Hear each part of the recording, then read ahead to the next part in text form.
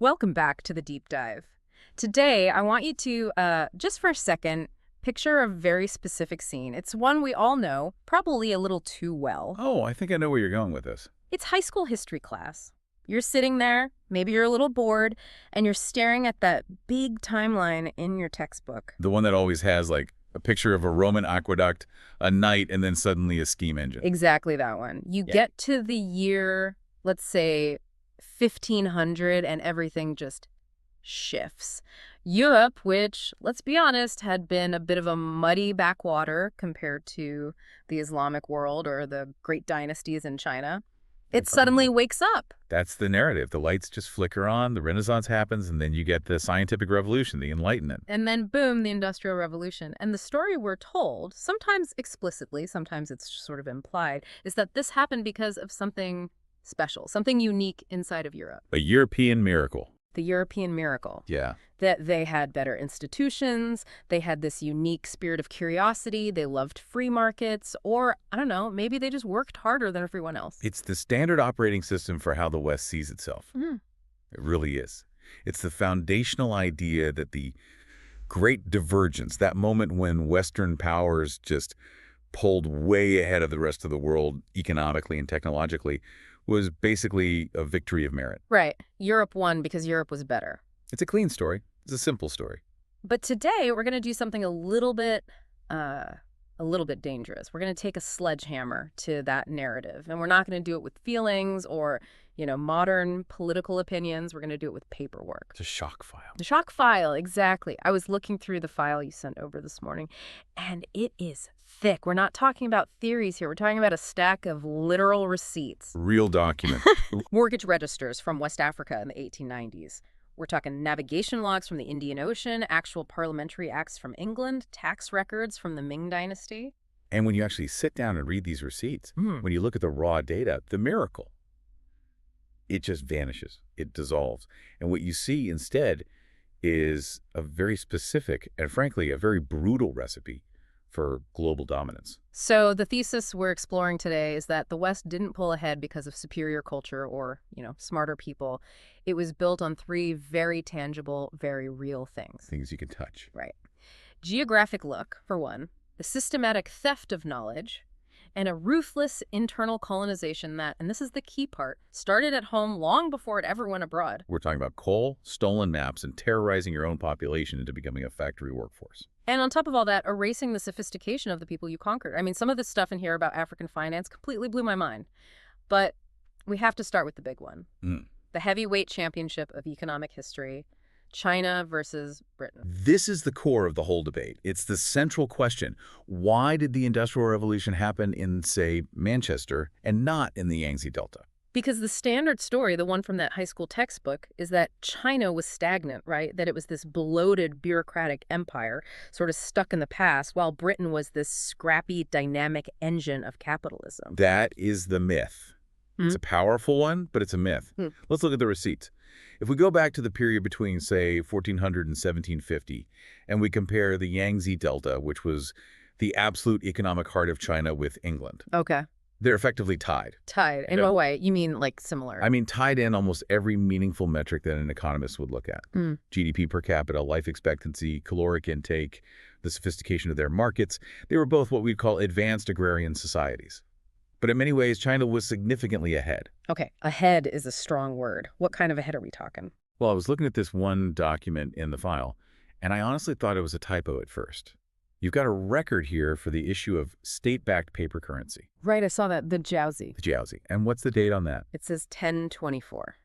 That is not a typo. And 1024, that is, that's the Dark Ages in Europe. We're talking about knights and mud huts and, if you're lucky, maybe a few silver coins. And you're telling me China is running a fiat currency system. 600 years. 600 years before Europe really got its head around that concept. And it wasn't just money. Look at the logistics receipts. The Grand Canal. The Grand Canal system in China was moving 400,000 tons of grain per year. 400,000 tons. Per year. To feed the cities, to supply the armies. I mean, just try to imagine the bureaucracy required to manage that. The scheduling, the maintenance, the tracking, the accounting.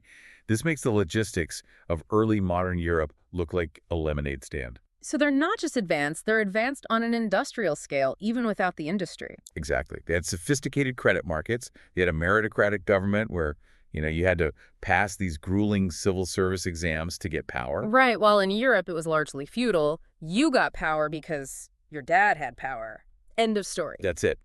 So the question then becomes, and this is the big one, if China was so advanced, so sophisticated, if it had all this incredible infrastructure, why didn't they invent the steam engine? Why didn't the Industrial Revolution kick off in Nanjing in, say, 1500? This is the part that always confuses me, because logically, if you're that far ahead, you should win the race. It feels inevitable. And this brings us to one of the most fascinating and completely counterintuitive concepts in all of economic history. It's called the high equilibrium trap. The high equilibrium trap. Okay, let's unpack that. Because high equilibrium sounds like a good place to be. It sounds stable. It feels like a good place. It is a good place. Yeah. But it's a dead end. Okay, let's do a little role play. Imagine you're a factory owner, well, not a factory owner, a workshop owner in the Yangtze Delta in the year 1700. Okay, I run a textile business. I'm making silk or cotton. Business is good. Business is great. You have access to the most sophisticated and productive agricultural system in the world. Rice paddies, terracing, hydraulic engineering. Your population is massive, it's healthy, it's well-fed, which means you have an endless supply of highly skilled, very, very cheap labor. Okay, so if I need to make more cloth, I can just walk out to the village square and hire 20 people for what, pennies? Exactly. And because the farming is so hyper-efficient, those people are fed, the system works perfectly. Now, let's say an order comes in and you need to double your production. You could spend a fortune, your life savings, trying to invent some complex, dangerous, explosive, steam-powered machine that might just blow up your workshop. Or I just hire 20 more guys. You just hire 20 more guys. It is the most rational economic choice you can make. Because the system is so perfect, so in equilibrium, there is zero incentive to replace human labor with expensive, risky capital. There is no pressure to invent the machine. So China was trapped. Trapped by its own success. They were trapped by their own efficiency. That's the paradox. So they didn't fail to modernize in the way we think of it. They were just too successful at the old way of doing things. That's wild. It completely flips the narrative of, Chinese stagnation. They weren't stagnant, they were optimized. Precisely. Innovation is almost always a response to a desperate problem, a bottleneck, a crisis. And China, in this period, did not have a labor problem. Britain, on the other hand. Britain had problems. Britain was a mess. They had all sorts of problems. In what way? Well, for one, British labor was expensive. Workers had higher wages compared to, say, the cost of energy. But more importantly, they had an actual energy crisis, a huge one. An energy crisis in the 1700s. I thought that was a modern thing. Nope. By the 1700s, Britain had cut down most of its forests. They'd used the wood for everything, for building ships, for houses, for charcoal to smelt iron. They were running out of fuel. People were literally freezing in the winter. They were desperate. So they were forced to innovate. They had no choice. They were forced to look for an alternative. And this is where the pure dumb luck part of the story comes in. This is what we're calling the coal lottery. The coal lottery. Okay, this is the argument that Britain didn't succeed because of genius. It was just geology. It's pure dumb geographic luck. Now, China has coal. It has massive deposits of coal, more than Britain. But where is it? I'm gonna guess it's not where the factories were. It's in the north, hundreds and hundreds of miles away from the economic centers in the south. It's deep underground, and it's a type of dry coal, which is very gassy and explosive. It's incredibly dangerous to mine with their technology. Okay, so what about Britain's coal? Britain's coal it's like it was put there by a committee. It's wet, which makes it safer. It's near the surface, so it's easy to get to. And crucially, it is right next to water transport, right next to rivers and the coast. So you can just dig it up and float it on a barge down to London or Manchester? Exactly. But there was a catch, a big one, because the coal was near the surface and because Britain is a famously rainy island. The mines kept flooding. Constantly. They'd dig a hole and it would fill with water. Yeah. You can't get the coal out. It was a huge bottleneck. So what did they do? Well, they needed a pump, a powerful pump. The very first steam engines, the Newcomen engines from the early 1700s, were not built to power factories. They weren't built to run looms. They were built for one reason and one reason only. To pump water out of holes in the ground. To pump water out of coal mines so that the miners wouldn't drown. That's it. So wait, you're saying without the specific, weirdly convenient geology of shallow, flood-prone coal mines, Nobody bothers to invent a practical steam engine. There's no economic reason to. It's a very expensive, very inefficient solution to a specifically British problem. But once you have that engine, once it's there pumping water, someone, in this case James Watt, eventually looks at it and says, hey, if I can make this more efficient, if I can make the motion rotary, I could hook this up to a spinning jenny, and then I don't have to pay a weaver. And boom, there's the Industrial Revolution. But notice the logic. It's completely backward from the myth. Britain industrialized because they had high wages and cheap, accessible energy. China didn't, because they had cheap labor and geographically inaccessible, expensive energy. It wasn't about culture or genius. It was about geology and desperation. But coal isn't the whole story, right? I mean, you can have all the steam engines in the world, but you need stuff to put in the machines. You need raw materials. You need the cotton. You need cotton. You need sugar for calories for the workers. You need timber for the ships and buildings. And this is the other half of the environmental trap. Mm-hmm. Britain is a tiny island. It's wet, it's rocky, it is small. If Britain had tried to grow the cotton and timber and food it needed for its own industrial expansion on its own soil, it would have run out of space. it would have collapsed. It's not even close. Mm-hmm. And this is where this absolutely crucial concept comes in, one that our listeners really need to understand. It's the idea of ghost acres. Ghost acres. That sounds like a horror movie. In a way, it is. Ghost acres refers to all the land outside of Britain, specifically in the Americas, that provided the land-intensive resources that Britain needed but could not possibly grow for itself. So we're talking about the colonies, but not just as markets, as outsourced farms. We are talking about stolen land functioning as Britain's external hard drive. Let's look at the numbers. By 1830, just to produce the raw cotton that Britain was importing and processing in its mills, Just the cotton. you would have needed 23 million acres of land. 23 million acres. How big is that? That is more than the entire amount of arable, farmable land in all of Britain. So it's mathematically impossible. The Industrial Revolution, as we know it, was literally impossible without the colonies providing that land. Totally impossible. Yeah. Britain didn't escape its ecological constraints by farming better or being more clever. It escaped by stealing land somewhere else. And we have a receipt here in the file that is just, it's staggering. By 1860, what percentage of the cotton being processed in British textile mills came from the American South? I saw this one. It's 88%. 88%. Grown on slave plantations. Yeah. So Britain could specialize in industry. It could build the factories, move people into cities, create this whole modern economy, only because it had outsourced the heavy, brutal agricultural lifting to the Americas. And that agricultural work was powered by millions of enslaved people. It really just, it dismantles that whole free market argument, doesn't it? We hear that Britain succeeded because of free trade and, liberal values. But this suggests its success was directly subsidized by land theft and slavery on a massive scale. It gets even deeper than that. There's another myth, which is that Britain was a small government state. Low taxes, laissez-faire, the government just gets out of the way. Adam Smith, the invisible hand. Right.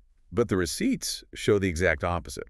After the Glorious Revolution of 1688, Britain became what historians call a fiscal-military state. A fiscal-military state. That sounds like a war machine. That is exactly what it was. They built the most efficient and ruthless tax machine in Europe. They were extracting and spending between 15 and 20% of their entire GDP on the military. 20%? That is huge. I mean, even the U.S. today, with its massive defense budget, spends, 3 or 4%? Exactly. It was a state that was, first and foremost, an engine of war. They used that money to build the Royal Navy, which in turn protected the trade routes, which enforced colonial rule, which secured the ghost acres. It was all one big, violent, self-reinforcing system. So what was happening in China at the same time? We have this image of the tyrannical emperors. The Ming and Qing dynasties. They actually had a state policy of benevolence. They believed high taxes led to peasant rebellions. So they kept taxes incredibly low. We're talking around 1 to 2% of GDP. Wait, hold on. So the tyrannical Chinese state was taxing its people at 1%, and the free British state was taxing its people at 20%. Correct. China had what they called a frozen quota on taxes. The emperors were very proud of it. They wanted to spare the peasants. But this benevolence, this low-tax ideology, actually crippled them in the long run. How so? When the crises hit in the 19th century, the Opium Wars with Britain, the massive Taiping Rebellion, the Chinese state didn't have the revenue. They couldn't afford to modernize their military. They couldn't afford to build a new navy. They couldn't fight back effectively. So Britain's strength was that it was better at extracting money from its people and waging war, not because it was freer or more innovative in a pure sense. That is the grim reality of the numbers. And that extraction, that violence, it didn't start in the colonies.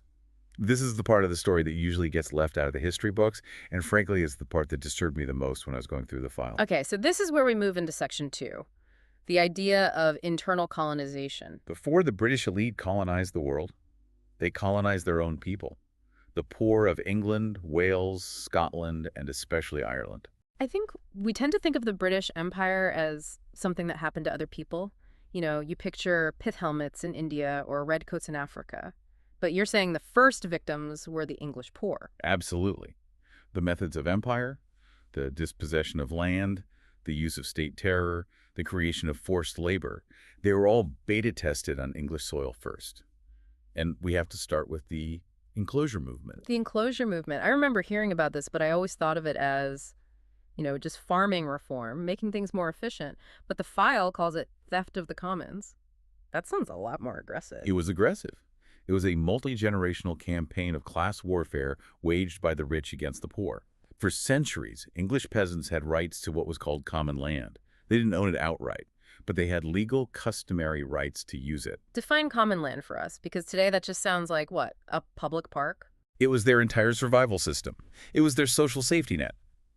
If you were a peasant, you could graze your family's cow on the village green. You could go into the Lord's forest and collect firewood to heat your home. You could fish in the pond. You could catch a rabbit for dinner. So even if you didn't have a wage-paying job, you wouldn't starve. You had a way to subsist. Exactly. It gave you a degree of independence, a degree of freedom. You didn't have to work for the local landowner for a starvation wage because you could survive just about on the commons. And the landowners hated this. They wanted to switch to commercial farming, mostly sheep for wool, and they needed a cheap, desperate, pliable labor force. So the fences went up, literally. Right. Literally. Parliament, which was of course entirely controlled by wealthy landowners, passed a series of enclosure acts. Between 1604 and 1914, they passed over 5,200 individual acts. 5,200. That's not a policy. That's a legislative conveyor belt. It was. And through these acts, they legally seized 28,000 square kilometers of common land. That's a huge number. What is that as a percentage? That is 21% of the entire land area of England. A fifth of the country, just taken from the public and given to private owners by an act of parliament. And the impact was catastrophic for the rural poor. It created what Marx would later call a landless proletariat. Suddenly, these peasant families have no wood for their fire, no grazing land for their cow, no access to food. They have nothing. They have no choice but to migrate. Where do they go? They go to the cities, to London, to Manchester, to the new industrial towns. And they didn't go willingly. They were, in effect, refugees in their own country. The free market labor force for the Industrial Revolution wasn't made up of people choosing to move to the city for a better life. They were forced off the land with nowhere else to go. So the factories needed desperate workers, and the enclosure movement created them. It's a direct supply chain. But it wasn't enough just to take their land. You had to discipline them. You had to break their spirit and make sure they accepted whatever miserable wage the factory owner offered. And this brings us to one of the most shocking entries in the file, the Vagrancy Acts. I read this 3 times. I had to make sure I wasn't misreading the Old English. The Vagrancy Act of 1547. It's hard to believe it's real, isn't it? Tell the listeners what it says. It states that if you were unemployed and able-bodied for just 3 days, you could be arrested, taken to the nearest town, and branded with the letter V on your chest with a hot iron. Branded. Like cattle. And then you were enslaved to the person who reported you for 2 years. If you tried to escape, you were enslaved for life. If you tried to escape a second time, you were executed. Now, that specific act was so brutal that it wasn't fully enforced for very long, but the principle behind it stuck for centuries. Being unemployed was not a misfortune. It was a crime. They called it vagrancy. And if you were poor and couldn't find work, you ended up in the workhouse. We've all read Dickens, right? We have this image of Oliver Twist asking for more gruel. But the reality in these documents is so much darker, so much more systematic than the musical. The workhouse system, especially after the Poor Law Amendment Act of 1834, was designed based on a very specific psychological principle. The bureaucrats called it less eligibility. That sounds like some kind of awful corporate speak. It is, but what it means is simple and terrifying. The state must make life inside the workhouse significantly worse than the life of the poorest, most miserable independent laborer on the outside. They made it unbearable on purpose. It wasn't just neglect. Oh, it was a conscious policy. It was designed to be an instrument of terror, to make people say, I will take any job, no matter how dangerous, no matter how low the pay, for any number of hours, just to avoid the workhouse. So what was it like inside? Families were immediately separated, husbands from wives, and, most cruelly, children from their parents. You worked 12-hour shifts doing pointless, painful labor, breaking stones with a hammer or picking oakum. Picking oakum, what is that? It's taking old tarred ropes from ships and teasing them apart, fiber by fiber, so the fiber can be reused. It's mindless, painful work that makes your fingers bleed. The food was minimal. The sanitation was awful. We have stats here in the file showing an 8 to 10% increase in child mortality for children inside these places compared to those outside. It was a prison for the crime of being poor. It was a system for creating a terrified, compliant workforce. And that terror extended to the entire legal system. This is where we get the bloody code. The receipts on this are just wild. In 1688, at the time of the Glorious Revolution, there were about 50 capital crimes punishable by death by 1815. It was 215. And look at what those crimes were. It's not just murder and treason. You could be hanged for stealing a sheep. You could be hanged for damaging a fish pond. Damaging a fish pond. What does that even mean? If you cut the dam of a rich man's fish pond, that was a capital offense. You could be hanged for stealing 12 pence. That's 1/20th of a skilled worker's weekly wage. So you steal the equivalent of a few dollars today, and you die. It was a legal system designed from the ground up to protect property, not human life. And then you have the game laws, which were almost absurdly petty and cruel. This is about hunting, right? It was about restricting hunting to the very rich. To legally hunt, you had to have an income of 100 pounds a year, which was an enormous sum. The data shows this meant that 94.8% of landowners, not even the peasants, the people who owned land, were legally banned from hunting on their own property. So if I'm a starving peasant and the Enclosure Act has just taken my grazing land, and I see a rabbit on the small plot I'm renting, and I catch it to feed my children. That is poaching. And for that, you could be imprisoned, flogged, or transported to a penal colony in Australia for 7 years. They criminalized survival itself. And this brings us to Ireland. The source of material here is very clear, calling Ireland the laboratory of the British Empire. Ireland is where the British elite perfected these tactics of dispossession and control before they exported them to India, Africa, or the Americas.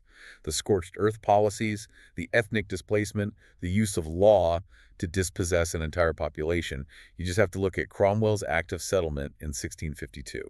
This was the act that transferred huge amounts of land from Irish Catholics to English Protestant settlers. It was a pivotal moment. It reduced Catholic land ownership in Ireland from about 60% of the country to just 8%.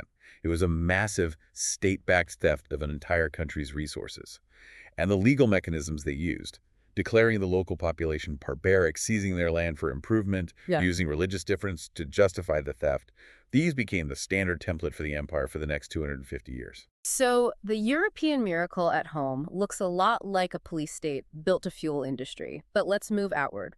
Because the other part of the narrative is that while all this was happening, Europe was also discovering the world, thanks to its unique navigational genius. You know, Columbus, da Gama, Prince Henry the Navigator. And this brings us to Section 3, the knowledge heist. The standard story is that Europe burst out of the Atlantic because they invented the tools and the science to do it. The receipts show they absorbed, renamed, and weaponized technology that already existed across the globe. Let's start with the most basic tool of all, the compass. I feel like every Boy Scout knows how to use one, a foundational piece of European tech. Except it isn't. The receipt here is crystal clear. China invented the magnetic compass for navigation around the year 1080. They not only invented it, they understood complex ideas like magnetic declination, the difference between true north and magnetic north, centuries before anyone in Europe did. Okay, so when did Europe invent it? Europe doesn't even mention it in writing until 1190. That's over a century later. And when they adopted it, they did something very telling. They stripped away all the cosmological and philosophical context the Chinese had for it, the feng shui aspect, its connection to harmony, and turned it into a pure tool for conquest and commerce. They took the hardware and deleted the original software. What about the astrolabe, that complex-looking brass disc you see in museums? It always looks so scientific and, quintessentially European. The astrolabe is a perfect example of the global knowledge chain that Europe plugged into. The concept was first conceptualized by the ancient Greeks, yes, but it was perfected, truly made into a scientific instrument, by Islamic scholars between the 8th and 11th centuries. What did they do with it? They found over 1,000 uses for it. It was like a medieval smartphone. They used it for astronomy, for timekeeping, for calculating the direction of Mecca, for prayer, and of course for navigation. It came to Europe via Islamic Spain, through the great intellectual centers like the Toledo School of Translators. But when I see one in a museum, the little card next to it usually says medieval European instrument. And that's the erasure. It erases the centuries of Islamic mathematics and astronomy that make the thing actually work. It's like finding an iPhone and claiming you invented the microchip inside it. They took the tool, but deliberately deleted the credits. Okay, here's one that genuinely shocked me, because this name was drilled into my head in school. Prince Henry the Navigator. The man is synonymous with the age of discovery. I have this image of him on the prow of a ship, pointing at the horizon, salt spray in his face. Yeah, you're going to need to delete that image. It is a total fabrication. The receipt here is damning and unequivocal. Yeah. Prince Henry never commanded a ship. He never went on an ocean voyage of exploration, not once. What? But his name is literally the Navigator. And that famous school of Sagres he supposedly founded, where he gathered the world's best map makers and scientists to plot a course to the Indies. Yeah, I remember that. It was like the MIT of the 15th century. It didn't exist. There is no archaeological evidence for it. There are no contemporary records of it. It's a myth. The title, Prince Henry the Navigator, was invented by an English biographer in the year 1868. 1868, that's 400 years later. That's Victorian fan fiction. It is. It was a myth created centuries later to build a nationalist narrative of European destiny and genius. The reality of exploration was much more collaborative, or more accurately, much more exploitative. Let's look at Vasco da Gama, the man who discovered the sea route to India. Right, 1498, sails around the Cape of Good Hope, hangs a right, and finds India. He didn't find it. The Indian Ocean was already the busiest trade highway in the world. It was a superhighway, buzzing with Arab dhows, Persian merchants, Indian sailors, Chinese junks. They had been sailing it for centuries. When da Gama got to Malindi, in modern-day Kenya on the east coast of Africa, he was stuck. He didn't know how to cross the vast open ocean to get to India. So what did he do? Just wait for a favorable wind? He hired a pilot. He hired a famous Gujarati Muslim pilot named Ibn Majid, who used sophisticated local charts and a navigational tool called the Kamal to guide him. The Europeans looked at the Kamal, copied it, and renamed it the cross staff. So he didn't discover a route. He literally took a taxi to India with a local driver. That's a pretty good analogy. But the most embarrassing comparison, the one that really shows the gap, is the ships themselves.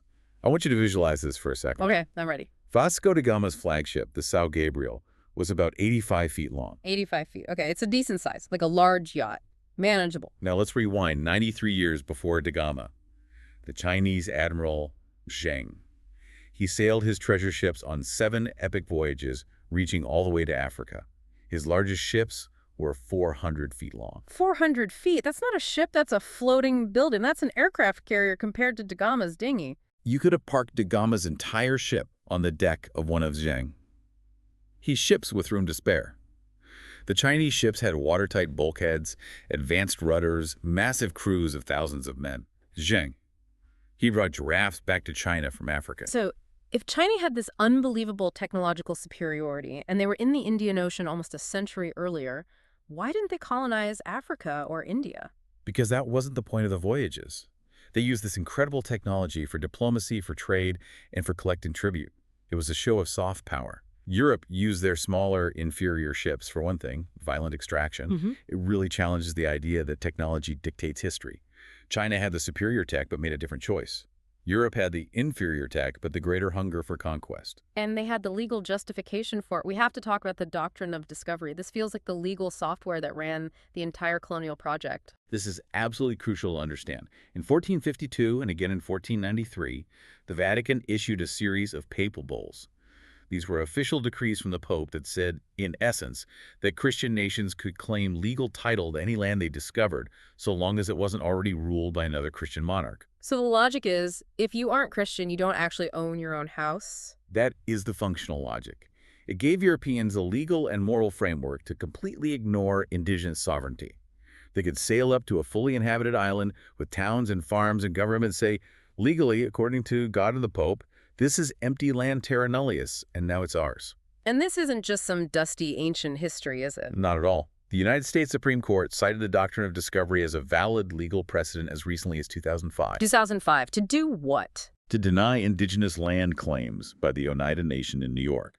The court's ruling essentially argued that the discovery of the land by Europeans had extinguished the natives' original right to sovereignty.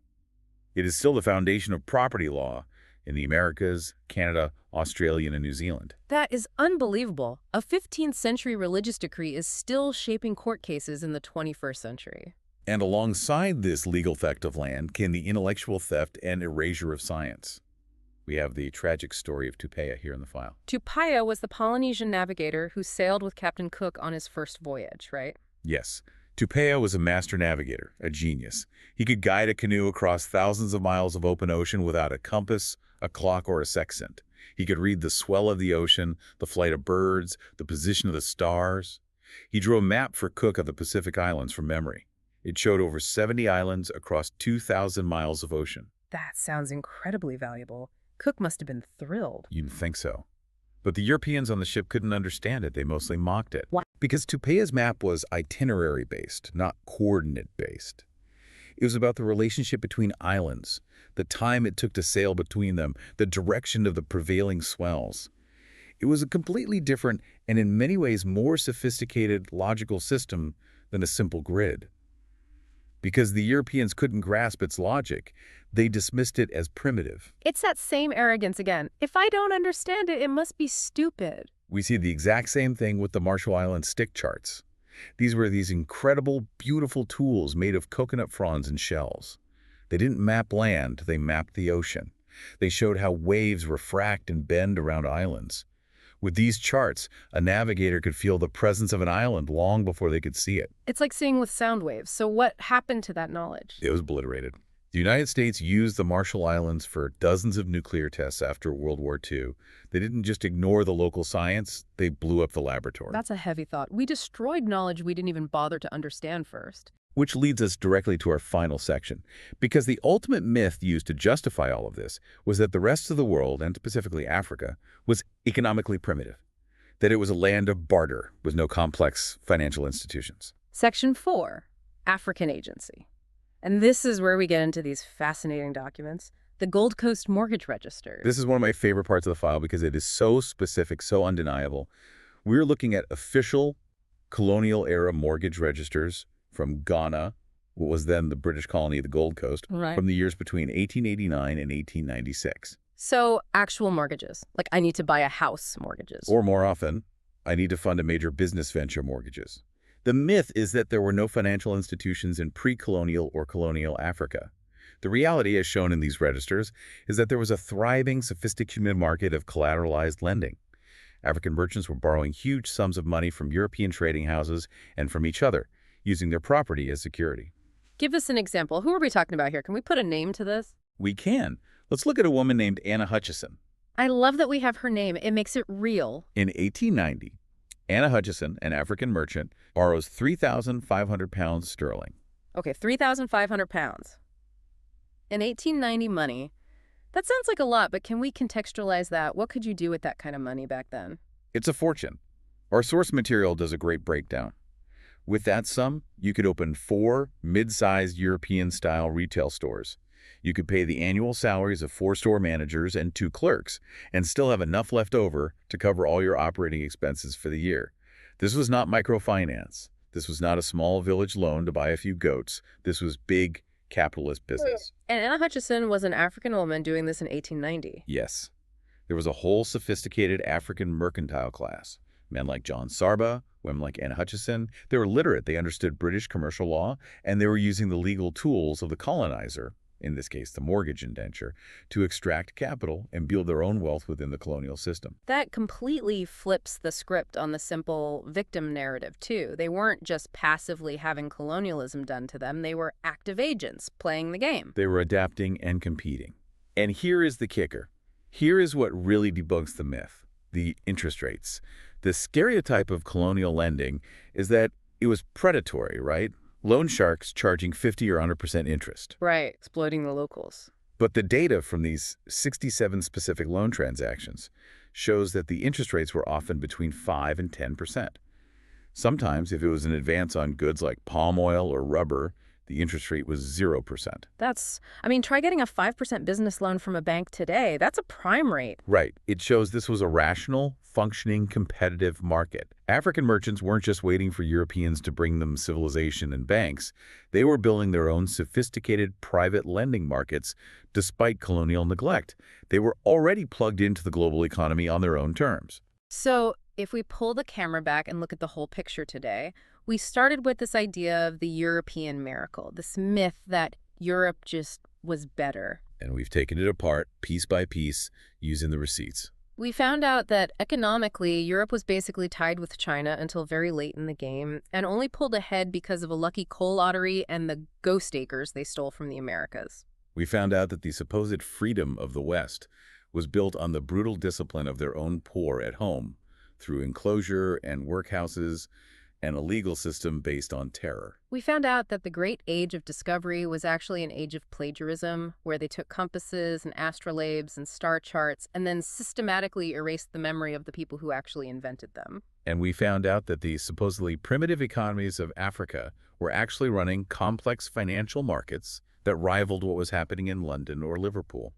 So what does this all mean? Why does this matter to someone who's, just driving to work right now listening to this? It matters because we are still living inside the world that this false narrative built.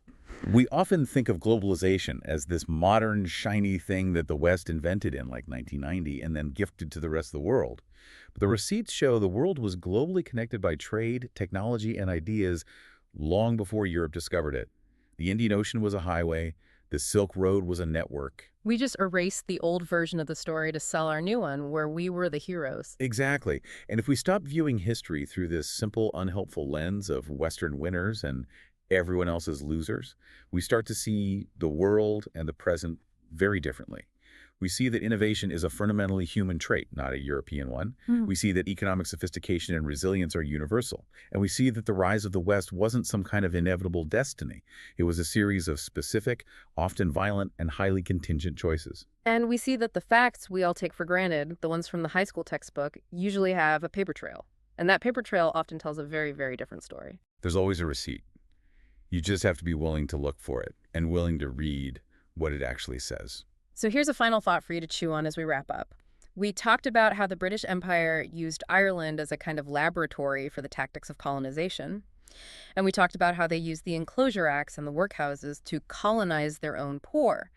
It makes you wonder, what tactics are being tested right now, today, in the margins of our world, economically, legally, technologically, that will become the standard operating procedure for the powerful tomorrow? That is a chilling thought, a very important one. Keep digging and always check the receipts. We'll see you on the next deep dive.